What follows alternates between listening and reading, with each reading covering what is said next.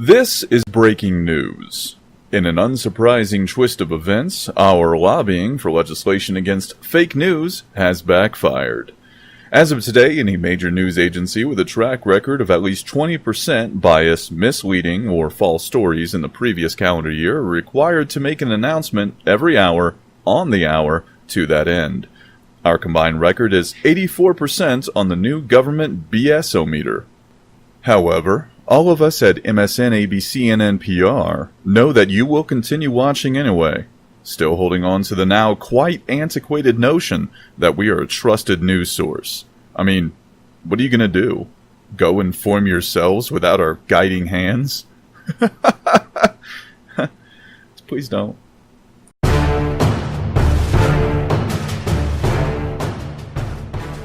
Hello again, everyone. Yellow journalism. It's not a phrase you hear much anymore, but the historically educated among you might recall it was a mid-1890s term describing bad journalism, poorly researched and sensationalized with eye-catching headlines to simply sell more newspapers. It became such a taboo that out of the ashes of the war between newspapers and the public's dawning realization that they were being lied to came the 20th century idea of real journalism. And the word tells you all you need to know. Journalism. To journal something. To write what actually happened. Detailed if necessary, but certainly the salient points, and not with your stupid-ass opinion getting in the way of the article. Not just spinning it one way or the other, and not even cherry-picking what points are important, or what articles should even be written. The most difficult job of a real journalist, something that today may as well be completely dead, isn't to keep their personal bias out of it. That should be instinctive, like a good scientist. But instead, their most difficult job is to decide which stories the public should want or needs to know about.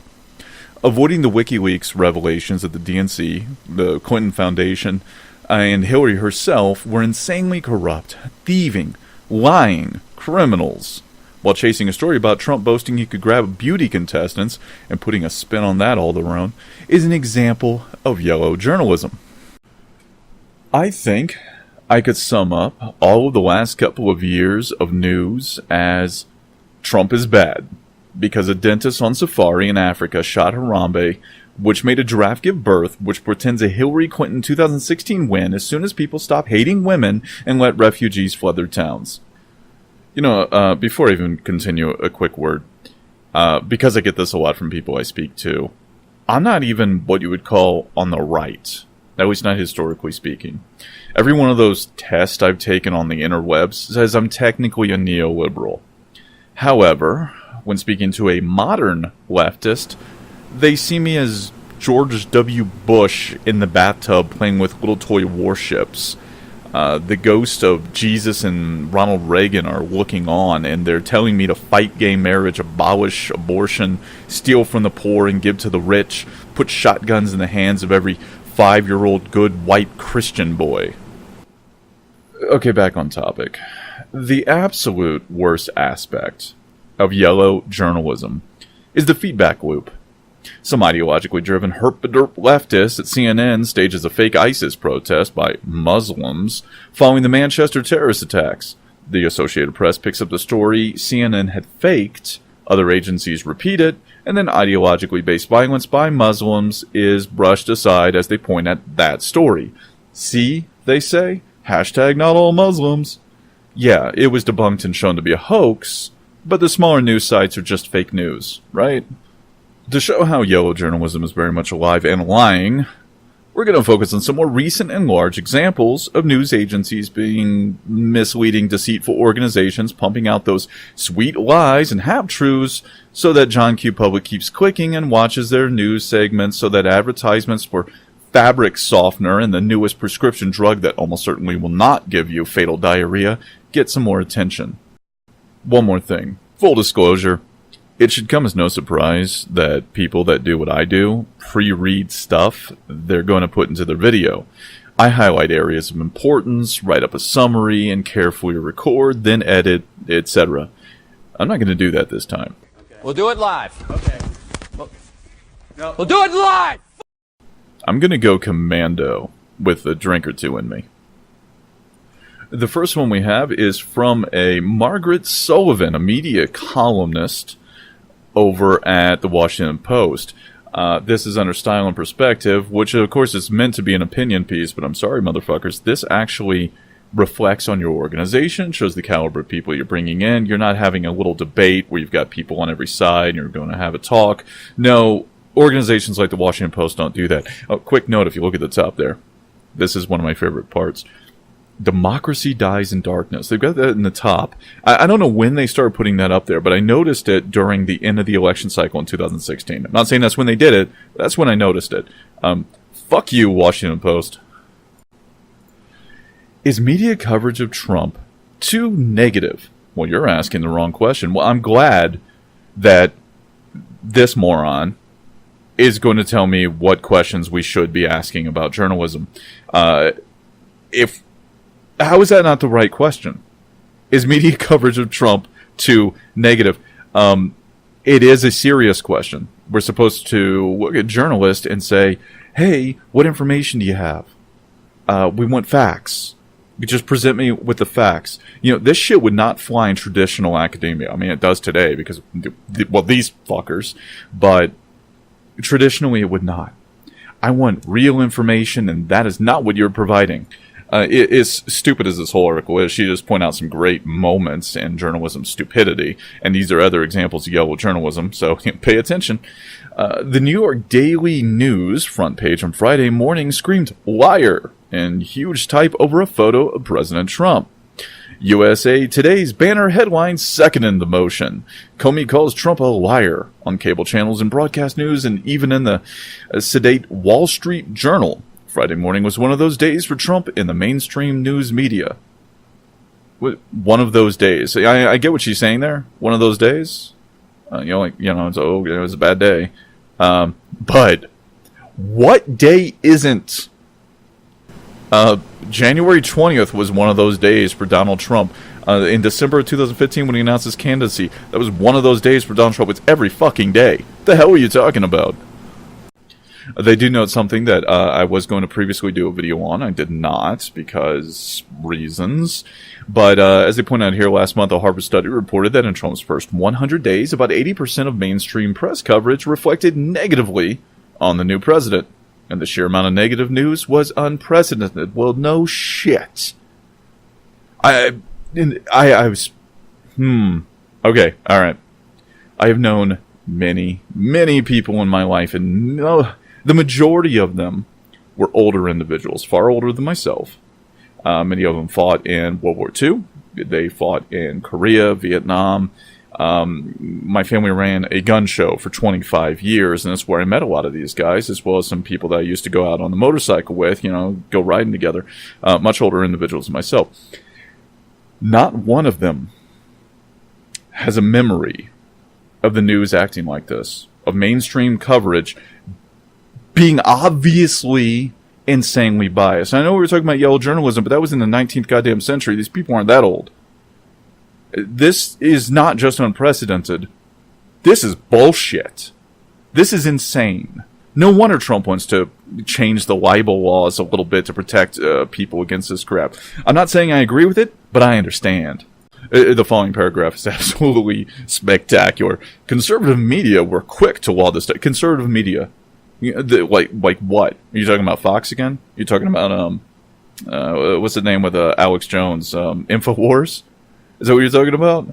Because there isn't a heck of a lot. And I know they like to point at Drudge Report, if you're not familiar, drudgereport.com, as being conservative. Here's the closest thing to conservative gets. As I mentioned at the beginning of this video, cherry picking which articles a show can be a sign of bias. Absolutely, of course. It's misleading at times. Drudge, all he does is put links to other news sites, usually larger ones, but not exclusive to. He includes links straight to the Washington Post. He doesn't lie about it. He doesn't insert much of his own opinion. Sometimes the headline's a little bit different so you understand what the article's about, or he's quoting a specific area of the article to draw attention to. That's it. So what the fuck are you talking about with conservative media? Because there ain't a lot of it. I'm sorry, I digress. Conservative media were quick to laud the study, labeling it as proof of liberal and media bias. It was. And even better from their point of view, emanating from a cultural elite bastion like Harvard. I understand what they're trying to say, but Harvard used to be a place of respect, honor, dignity, pure academia. So, yeah, there's still a little bit of that attitude with people. She goes on to state, Trump, of course, has been playing the victim card for months. Actually, he's been playing the victim card for... I mean, yeah, you can count everything in months. We can count all the eras in months, but, I don't know, a year plus. The funny thing about that is, he wasn't a guy going, I didn't do nothing, you're only doing this because I'm black. He actually is a victim. You morons. Are you kidding me? You have been berating... Okay, I'm done. I'm sorry. I'm getting angry. And that's really not the way I want to do these videos. She goes on to do some quotes from Trump and basically saying he got negative press coverage. And she says, looking at this through his lens, Trump's press coverage has been a political nightmare. It's not through Trump's lens. It's actual fact. He's not... I know you guys think that he lies about every goddamn thing. He does not. Okay, he doesn't get up in the morning, have Cheerios, and then his wife goes, what'd you have for breakfast? And he says, Eggs Benedict. Okay, he's not a complete liar. As a matter of fact, you'd be hard-pressed to find examples where he's actually lied. She continues to ask apparently a rhetorical question. Isn't that terribly unfair? Well, here's my carefully nuanced answer. Hell no. You dumb bitch. Yeah, it's unfair. She's an opinion writer, so we got to cut her some slack there. It's stupid. I don't like the way these things are laid out because they show it as news. It's on Google News feed as well as, if you go to Yahoo or you go to MSN, it's the same kind of crap. They show it as news. It's not news. It's an opinion. An opinion piece is not news. Taking that into consideration, it's still unfair. News coverage of any sort is supposed to be based on fact. This is what happened. You go back. I'm not going to do this for you guys. You're going to have to go do it. Go back and take a look at the Watergate scandal with Richard M. Nixon. Okay, and look specifically at news articles, clippings. Most of them should have been taken off microfilm and put online by now, I hope. You go take a look at those. And it was, here are the facts. This is what we know. Public, you decide. Do with this information what you will.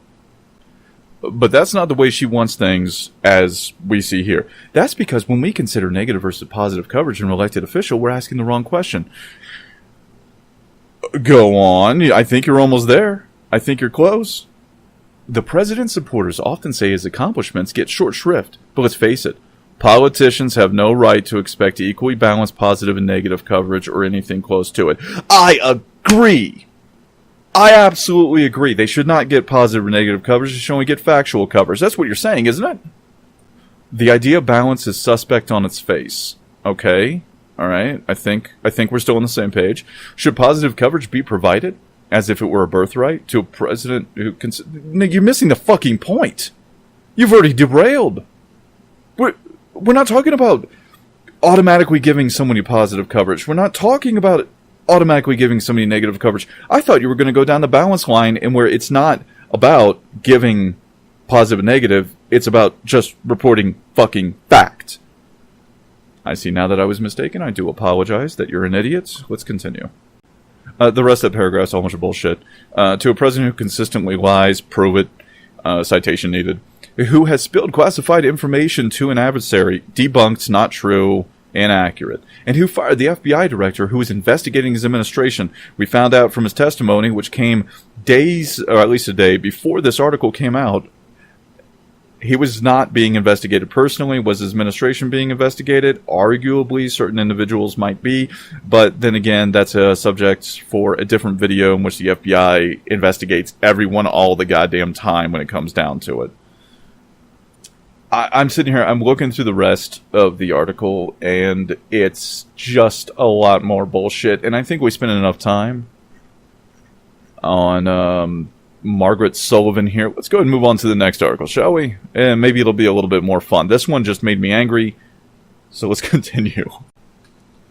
This next one I'm including is a little bit of an older one, granted, but I felt it necessary to include it as a prime example of the extreme bias that you will find within these news organizations. This one was written on April 22nd, 2016, as you'll see here, by Dana Milbank. What really happened with this particular article is this cockholster, that's what we're saying now, isn't it? Ever since Colbert. If you don't know what I'm talking about, go look it up. It's retarded and somehow hilarious. Kudos to that guy. What happened was he went out and begged the DNC to give him information to attack Trump with. He wanted them to essentially do all the research and give that to him so he could write a negative article for the Washington Post about Trump. And the article's title, of course, is The 10 Plagues of Trump. Not clever, Milbank. We got this information from WikiLeaks and the emails that were dumped from the DNC. And they completely dismissed it. They lied about it. They said it wasn't true. It didn't happen, etc., etc., a whole bunch of bullshit. The reality is we know what happened.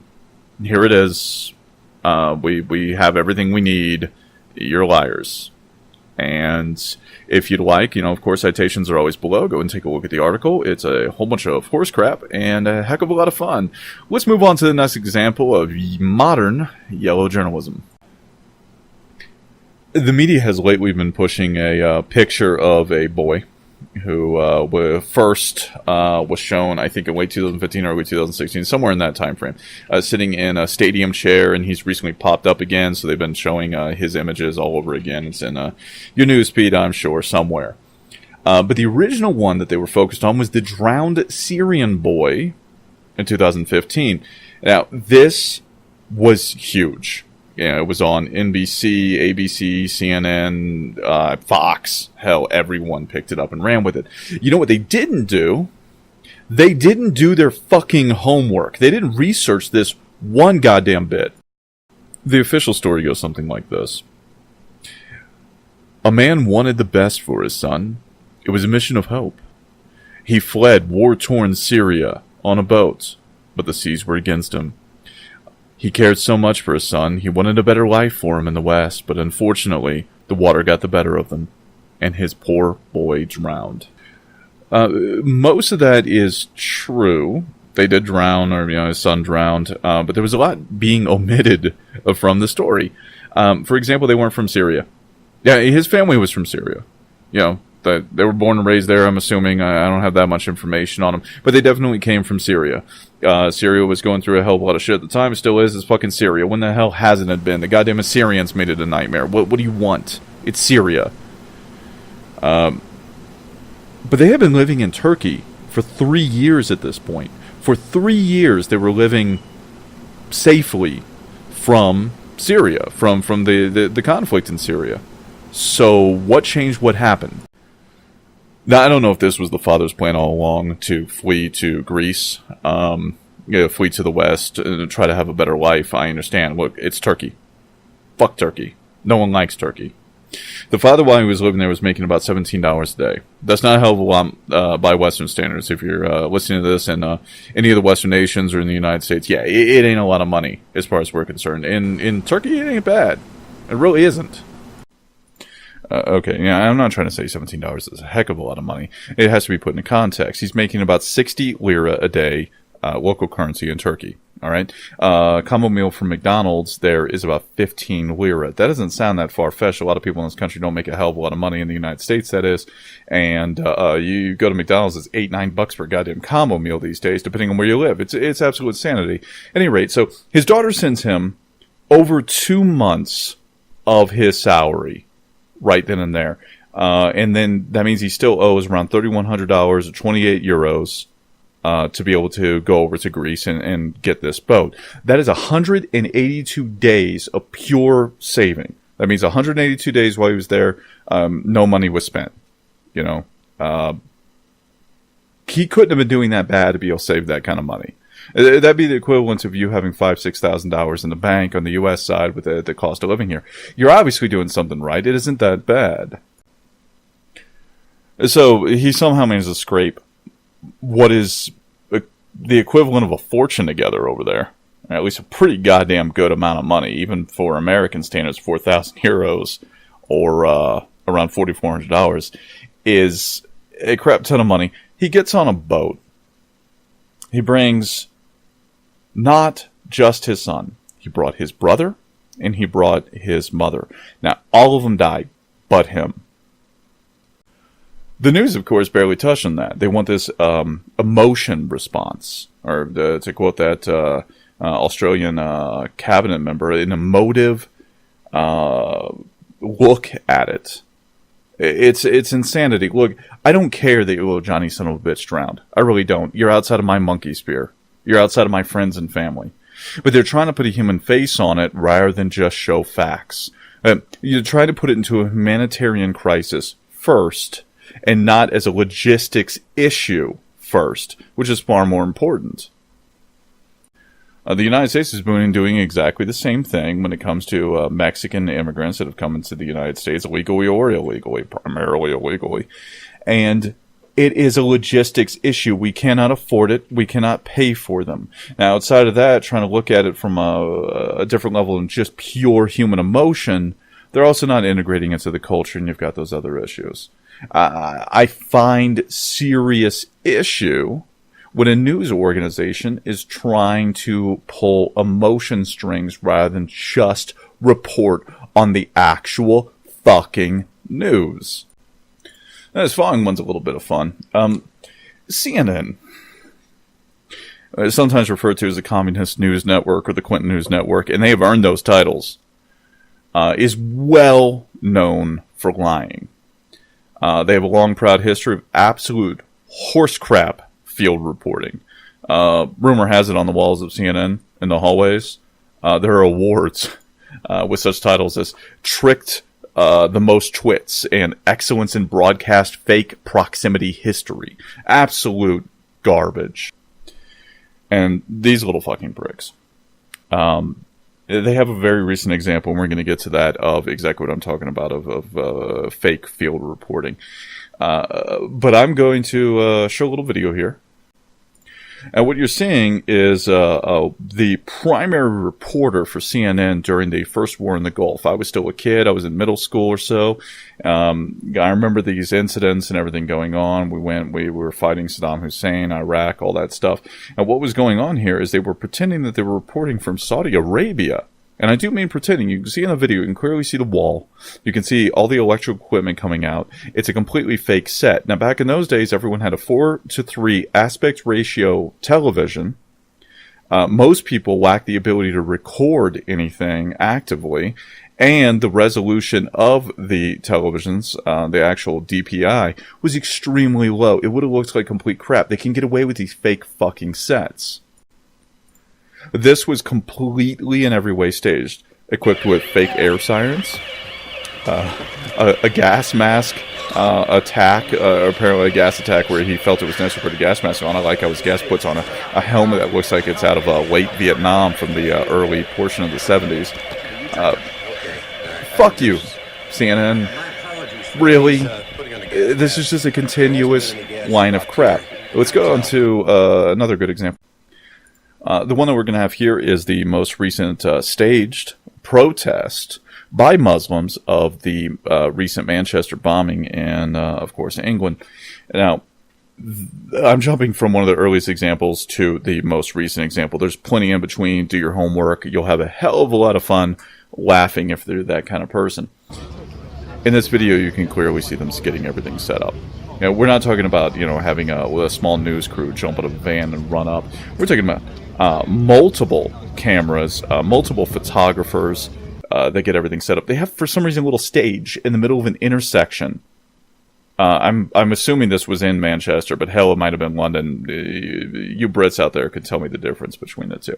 They have a little stage set up, and there's a little pole sticking out of it that is replete with all the anti-ISIS stuff that they were putting forward.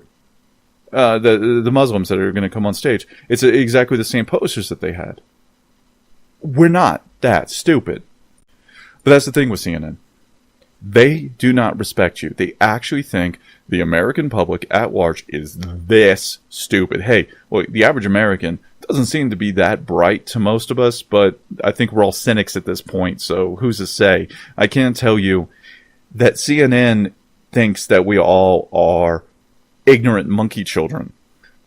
So what you're going to see here is a guy crouching. He's getting ready. He's showing a sign. He's actually doing it so that the photographers, and most importantly, the live cameras, are going to be able to hit the mark appropriately, trying to get a gauge for size based on stepping up onto this platform. And then on the right here come the Muslim women and very one concerned and stern looking imam who probably is upset he's around too many vaginas. Is it possible that the Muslims in this video are upset with ISIS? Yeah, I mean, this could be a legitimate protest. I doubt it. I really do. But it could be a legitimate protest, and that they took them off one street and they had them go over to this area. The thing is, they act always like these are impromptu. They're doing a quick stop on the street, and these people want to go ahead and run over and be a part of CNN to get their message out. I don't believe it for a goddamn second when it comes to CNN, though. They do not have a history that gives credibility. They are fake news. I guess the ultimate point here is, you even look at the first CNN video I put out. They know what they're doing is disingenuous. It doesn't mean that much of the information they're showing is inaccurate. It's the way they are presenting it. It's not impromptu. It's not any way, shape, or form what they're actually showing. They're giving you a little bit of facts with a whole bunch of spin and narrative thrown together on top of it. One thing that should be said about the last video, the one that I had just shown from CNN with the Manchester bombing, is the man who recorded it, and I'll have a link to a little bit of interview with him in, of course, the description below. He saw two officers that were standing at that intersection for a couple of hours. They both happen to be white because of Britain, right? And right when CNN was getting ready to finally record, those officers left and two new officers show up, and they look like they're a couple of black guys. And what are the chances of two black officers being in the same spot in England? Not that goddamn high, but again, CNN probably wanted them specifically cherry-picked. I guess the overall point I'm trying to make here is, do not trust. You get home in the evening and you sit down and watch NBC Nightly News with Lester Holt. And this is your primary news source. You watch a couple things, maybe a little local news. You're doing yourself a serious disservice. You need to read across the board. These organizations are hell-bent on making money. They're not interested in telling you what's really going on. You need to look all over the place. You need a mosaic to get your actual information. Which I guess is one of the reasons I find it so entertaining that the left attacks organizations or companies like Drudge Report for what they do, because that's exactly what they're doing. They're providing numerous sources across the board. You name it, it's all over the place. He doesn't make up his own news. This is what other people report. Again, it's not a one-stop shop, but it's a good start. Now for the final example, one I hope you will find very entertaining and just perfect. It goes with the CNN tirade I'm already on. For shits and giggles, I went through Google News and simply glanced at the headlines and their associated news agencies. I did not click on them. I did not read the contents. What you are going to see is, once again, still live. I'm not going through these much beforehand, if at all. The goal here was to find an article based on what organization it came out of in its headline and determine whether or not it probably is filled with bias. And what did we come up with? A CNN news article. I'm bringing it up for myself here. Under politics. So once again, they're putting this as actual news. Now, this is from the CNN editor-at-large, Chris Cillizza. I don't know how to pronounce his name. I don't really fucking care. Fuck you, Chris. The headline is Donald Trump just held the weirdest cabinet meeting ever. Really? Really? This is where you want to go. You want to start off already with the narrative. You've got to see that, right, folks? They're already saying that it's weird. They're not stating that with empirical evidence that is out of the ordinary based on statistics. They're just saying it's weird because we say it's weird. But it gets clicks. That's all they're interested in. These people are not doing it because they're actual journalists. They're doing it because it's a company. It makes money. That is the purpose. The news organizations that we valued so much did beforehand, but then again, the American culture at the time actually valued real news. Anyway, so here's what we're going to do. We're going to go through it together and find out just how biased it is, because there's no doubt in my mind that it's complete horseshit. He starts off, leave it to Donald Trump to reinvent the cabinet meeting. All right, so we have a little bit of an opinion there. We'll see whether or not he's able to justify it, but you need to report what happened, not your take on it, you fucking twat. The public portion of these gatherings of all the president's top advisors usually state affairs. Photographers are let in to take pictures. Uh-oh, is this another one of those things where they're upset that they didn't get free reign of the White House? Because that isn't a right. The president makes a very brief statement. A reporter shouts a question, unanswered, the end. That is not what I've seen in the movies, nor on C-SPAN. These, normally there are multiple questions, and I won't say they're answered, but they do the roundabout bullshit circle jerk crap where they don't actually answer the question, but make a long answer nonetheless. Donald Trump did something very different in his cabinet meeting today. Do tell. First, he reviewed the various alleged successes of his first 143 days. Alleged successes. It either is or it isn't. He either succeeded in what he was doing or he failed. The fucking end. What the hell is with alleged here? And of course, we know what that is. They're just, again, these are the words you're looking for. These moments where they say something like that. Alleged successes. It puts doubt. Alleged is, the whole point is to put some doubt in whether or not this guy allegedly robbed a 7-Eleven at 3 in the fucking morning because he really wanted a slushie. All right, alleged is supposed to put a little bit of doubt in there. Obviously, it's a legal sense, but you know what I mean. So, allegedly, Trump made this claim. Never has there been a president, with few exceptions, who's passed more legislation, who's done more things than I have. And I'm sure he's talking about within the time frame, but I'm sure, if not CNN, someone else is going to try to spin that. Well, what about Obama? 8 years. Look at the 10 billion. It was actually hundreds of thousands of policy changes and laws, legislation, you name it, under his presidency. That's not the point. He's talking about within his 143 days, apparently. Are you saying that he sat there? You know, this just occurred to me, and talks about everything he's done for the first 143 days, because I doubt that. I'm sure he's talking about the primary points. What is the word we're not supposed to say anymore because it's been fucked around with too much cuck? This continues. Okay. While Trump has signed a number of executive orders and actions, the most high profile of which the so-called travel ban, it's only high profile because you guys have been focusing on it. There are other aspects that I would have focused on. Was again blocked by a court on Monday, unconstitutionally, I may add. What he hasn't really done is pass actual legislation through Congress. That's not exactly true. He had a little bit of a say in the budget that was put through Congress, you know? One of the biggest pieces of legislation that is put through a couple times a year, usually, you know, for the following year and proposals, that kind of thing. So, fuck you for being disingenuous right off the bat. The healthcare bill is tied up in Senate machinations. Tax reform hasn't moved an inch. Funding for the border wall hasn't happened. Actually, it has. It's just not nearly enough to get the project going forward. Has it passed through Congress? I don't think it really has, so maybe he's got a point there.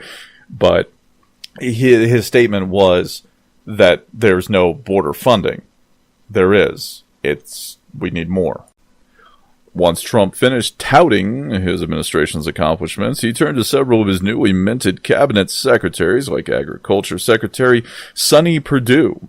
Each of those cabinet secretaries lavished praise on Trump, which he accepted without comment, but with a broad smile.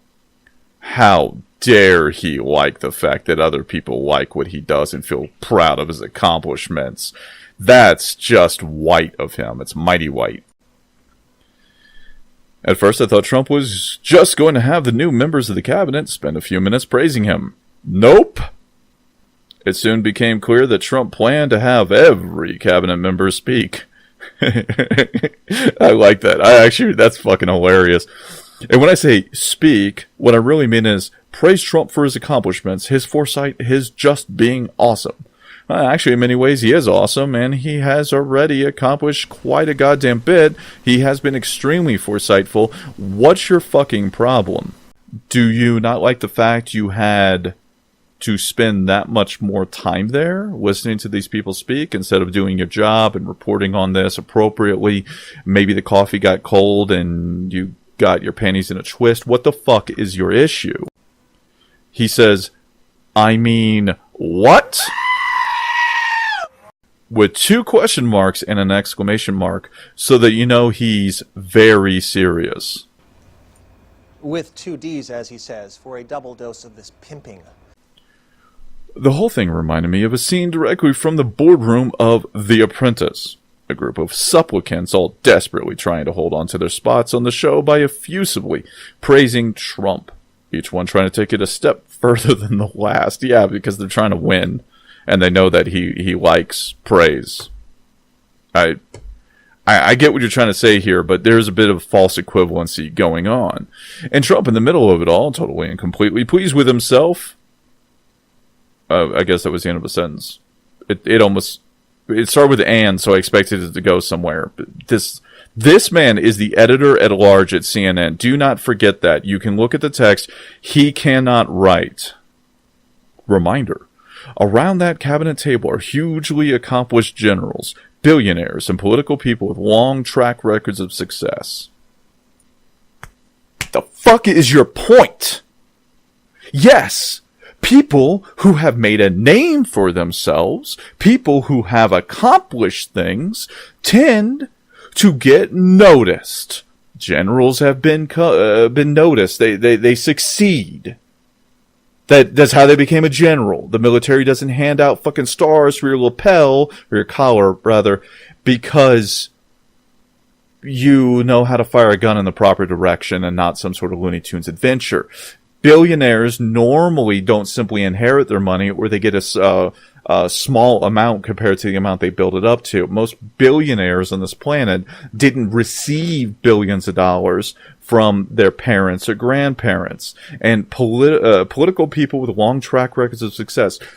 Again, what is your fucking point?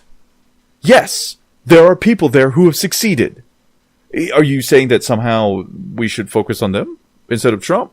Because Trump's the president of the fucking United States. A majority of states in this union, by a large margin, as it turned out, voted for him. That is one hell of a success record in and of itself. Let alone Trump's businesses and otherwise accomplishments in order to get noticed enough to get this far, as well as the fact that people really obviously appreciate his message. Otherwise, we wouldn't have had so many tens of millions of Americans voting for him, but I guess it doesn't mean anything to you, stupid fucks. Anyway, he continues. What those contestants knew is the same thing Trump's cabinet has now realized. Flattery will get you everywhere. Have you watched one of these meetings behind the scenes with Obama while he was still president? They didn't praise Obama. They got on knee pads and took turns sucking him off. So did CNN, by the way. And MSNBC, NBC, ABC, you name it, they were all about it. They completely constant praise, even post-presidency. Whenever he pops his fucking head up, he gets unbelievable amounts of praise. We miss you, Obama. It's been a pleasure, Obama. I'm sorry, I'm getting irritated. This is why I don't normally do live readings of articles, because I really get pissed off. I I've hit the table a few times before between recordings and that kind of crap. I'm trying to keep it all under control.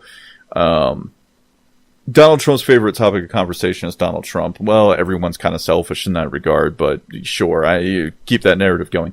The best way to talk about Donald Trump, if you want to keep working for Donald Trump, is to praise Donald Trump. Oh god, it reminds me of that fucking South Park scene. James Cameron doesn't do what James Cameron does for James Cameron. The more over the top, the better. Well, the moment somebody says, I love your hair, you know they're lying. Even Donald Trump knows they're lying. So, careful with the over-the-top stuff. Apparently, Chuck Schumer immediately mocks Trump with his recreation of the cabinet meeting. In case you're not familiar, Chuck Schumer is a Democratic senator, for federal-level senator from the state of New York. And he sits there and mocks the President of the United States. This is okay with you people. This is okay. There's a tendency in Trump's presidency to overlook or dismiss these smaller sorts of things. Keep focus on the stuff that really matters. People tweet at me every day, all day. I guess he's talking about himself. I thought he was quoting Trump there, but I guess he's talking about himself. For liberals, sending those tweets is about Russia and Trump's finances. For conservatives, it's Trump's many accomplishments that are being allegedly ignored. There's the fucking word again. Allegedly. You are allegedly a journalist. How do you like that, you fucking prick? Oh, God. My contention is that things like this cabinet meeting, while totally inconsequential in terms of actual policy, not really. That's the whole point. They're discussing overall attitudes, where they'd like to see themselves, where they think the country's going. They're not setting policy in stone. It's more of a policy attitude shift, something every president has done since George fucking Washington, are deeply revealing about who Trump is and how he views himself, the people who work for him, and the world. And how he views all of those things is this, with Trump at the center, and everyone a spoke emanating from his hub. Yes, he's the fucking president, and within the confines of his cabinet meeting, he is certainly the fucking center. He is the goddamn axle. Holy shit, he is a nuclear fucking reactor that keeps everything moving. What is wrong with you? This is exactly what I expected from, well, CNN, from anyone. I was going to say from CNN, but it's really from any goddamn one of these pricks. And this is exactly what I expected. Going through Google News, once again, I'm looking around, I find a news article, the headline already tells you everything you know. It's from CNN, you know it's probably bullshit. This is from Chris Cillizza, the editor-at-large. This is an official news piece from CNN. It's in Google News, Yahoo picked it up, it's in Microsoft's news thing. It's all over the goddamn place. It's supposed to be news. What it is, from beginning to fucking end, is opinion and nothing more. And people think it's news. They will read it and take facts from it in their, I guess, stupid minds. I don't want to say stupid. People aren't fucking stupid. Ignorance isn't even the right word. Misguided, misled minds. Not one thing in here really shows anything about fact. I guess the closest thing to fact is he had a longer cabinet meeting than is typical. More people spoke than is typical. That's about it. The rest of it, all the paragraphs it read, is bias. It's opinion. It's an ideological lens that this motherfucker is looking through in order to push a very particular narrative that Trump is a megalomaniacal fuck who only wants to hear about himself and doesn't care about anything else, apparently. Allegedly. I guess I have nothing else to say on the subject. Look, these things speak for itself. Read. Learn. Do everything you can to find additional information, because these people are not going to give you the whole picture. They're not even going to give you the right picture. You're basically getting a puzzle box with a billion pieces in it, and there's a picture on the front that's also a fucking lie. Good luck figuring it out. It takes forever to go through this stuff. I know the average person does not have the time or inclination to do this, but if you want to consider yourself informed, if you're one of those millennials out there running around thinking that they know what they're talking about, you don't. You have no fucking clue. Listen to people who are older than you. And for me, and for people my age, You're in your mid-30s, you're in your late 30s, you're in your 40s. Listen to people that are older than you. They know what the hell they're talking about. It doesn't mean that you take what they have to say whole cloth, but you certainly recognize that what you are seeing, what you are reading, is inaccurate. It is fucking fake news.